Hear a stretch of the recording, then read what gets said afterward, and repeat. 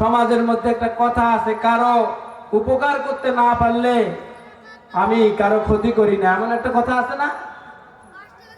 দিন কায়েমের কাজ যদি আপনি নাও করেন, হয়তো এটার জন্য আপনাকে সামান্য কিছুদিন জাহান্নামে থাকতে হবে, কিন্তু যদি দিন কায়েমের আন্দোলনের বিরোধিতা করেন, বিরুদ্ধে ফতোয়া দেন, আজকে এখন কয়টা বাজে, কোন দিন কত তারিখ লিখে নেন, কিয়ামতের ময়দানে আপনিও কিয়ামতের ময়দানে দাঁড়াবেন আল্লাহর সামনে, আমরাও দাঁড়াবো, আপনাকে আল্লাহর সামনে জবাব দিয়ে এরপরে সামনে এগোতে হবে। কোন ঠিক কিনা?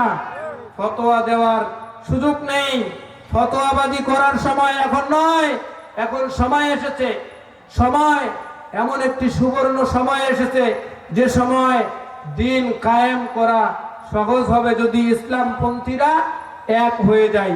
এক হওয়ার দরকার আছে। আল্লাহ বিজয় দান করবেন। এখন এই কথা শুনে অনেকেই হাসবেন, বাইরের থেকে, চায়ের হোটেল থেকে বিগত 16 বছর যখন